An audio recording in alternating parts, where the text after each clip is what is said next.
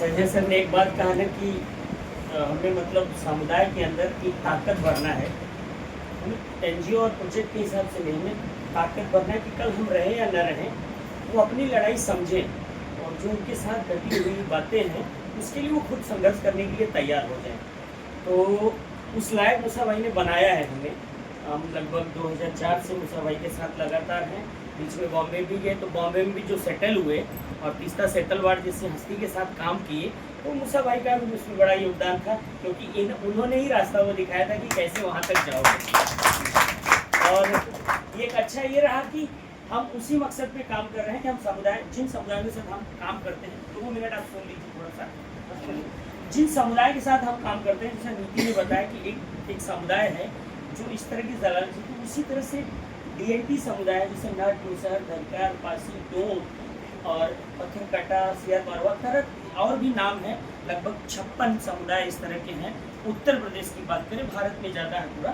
तो इस तरह के समुदाय हैं जिनको एक टाइम पे ब्रिटिश सरकार ने जन्मजात अपराधी की श्रेणी में रखा था। 1871 में क्रिमिनल ट्राइब्स एक्ट, जन्मजात अपराधी यानी पेट में पलने वाला बच्चा भी इस एक्ट के अंदर आता था, और इस कानून के अंतर्गत वो जन्मजात अपराधी था। और इवन ये था कि उस बस्ती टोलों को उन्होंने निरुद्ध कर दिया था, मतलब एकदम संरक्षित कर दिया था कि इस बस्तियों से, इन समुदाय से कोई बाहर नहीं निकलेगा।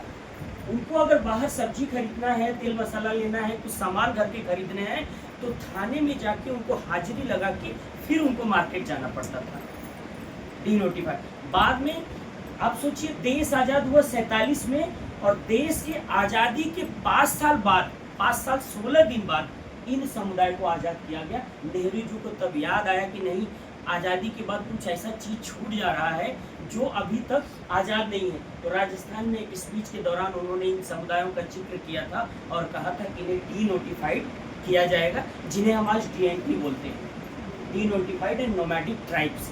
तो इन समुदाय में नट, जिस समुदाय से मैं हूँ, ब्रिटिश सरकार ने नट को भी निरुद्ध किया था इस कानून के अंतर्गत, 1871 का जो कानून। तो लड़ाई बस ये है कि मैं उन्हीं समुदायों के साथ अपना संघर्ष कर रहा हूँ। मकसद ये है कि उनको इस तरह से खड़ा कर दिया जाए, जागरूक कर दिया जाए, हम रहें या न रहें, अपनी लड़ाई लड़ें।